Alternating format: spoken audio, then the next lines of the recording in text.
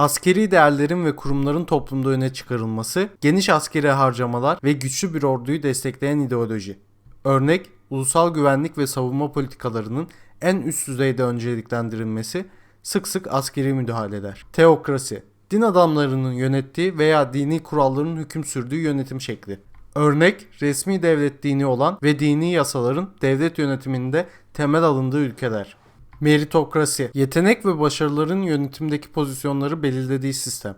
Bireylerin yeteneklerine ve performansına göre değerlendirildiği ve ödüllendirildiği yönetim şekli.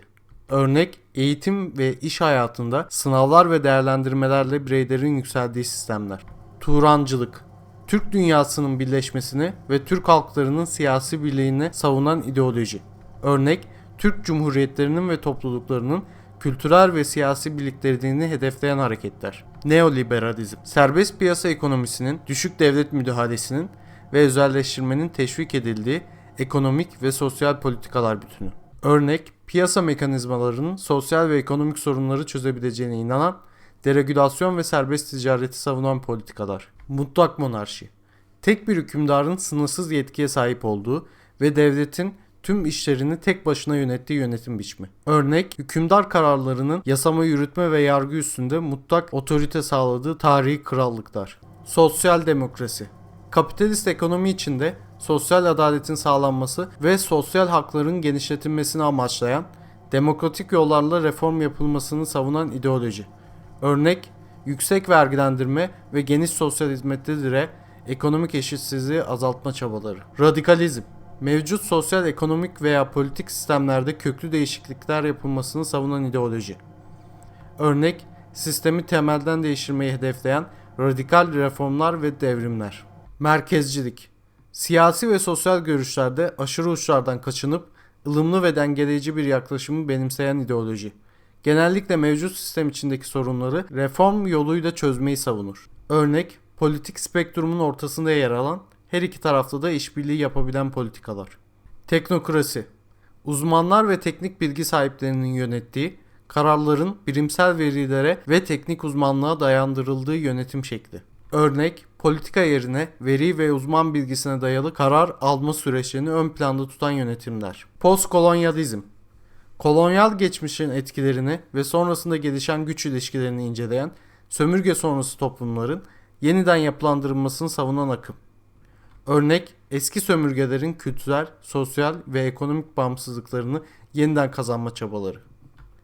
Yeşil siyaset, çevresel sürdürülebilirlik, ekolojik denge ve çevre koruma politikalarını merkeze alan siyasi ideoloji. Örnek, iklim değişikliğiyle mücadele, yenilenebilir enerji kaynaklarının desteklenmesi gibi çevre dostu politikalar. Ulusal liberalizm, liberalizmin temel değerlerini benimserken ulusal kimliği ve çıkarları ön plana çıkaran ideoloji. Örnek, serbest piyasa ekonomisini ve bireylerin özgürlüklerinin yanı sıra milli kültürün ve bağımsızlığın korunması. Neokonservatizm, güçlü ulusal savunma, dış politikada müdahalecilik ve geleneksel değerlere vurgu yapan muhafazakar bir ideoloji. Örnek, dış politikada agresif tutumlar ve ulusal güvenliği önceliklendiren politikalar. Anarkokapitalizm, devletin olmadığı, tamamen serbest piyasa ekonomisinin işlediği, bireysel hakların ve mülkiyetin mutlak olduğu anarşist bir ideoloji. Örnek, hizmetlerin ve malların tamamen özel sektör tarafından sağlandığı, devlet müdahalesinin olmadığı bir toplum düzeni. Ilımlılık, aşırı siyasi fikirlerden veya radikal değişikliklerden kaçınan, ılımlı ve dengeli bir yaklaşım tercih eden ideoloji. Örnek, siyasi ve sosyal konularda orta yolcu politikalar izleyen, uzlaşmayı önemseyen tutumlar. Devlet kapitalizmi, devletin ekonomideki büyük işletmeleri kontrol ettiği ancak serbest piyasa ekonomisinin bazı unsurlarının korunduğu ekonomik sistem. Örnek, devletin stratejik sektörlerdeki şirketleri yönetmesi ve yatırım yapması. Liberal otokrasi, bireysel özgürlüklerin genişletildiği ancak siyasi gücün sınırlı bir elit tarafından kontrol edildiği yönetim şekli. Örnek, ekonomik ve sosyal özgürlüklerin teşvik edildiği ancak demokratik katılımın kısıtlı olduğu toplumlar. Libertaryen sosyalizm, devletsiz bir toplumda bireysel özgürlüklerin ve kolektif mülkiyetin savunulduğu anarşist sosyalizmin bir formu.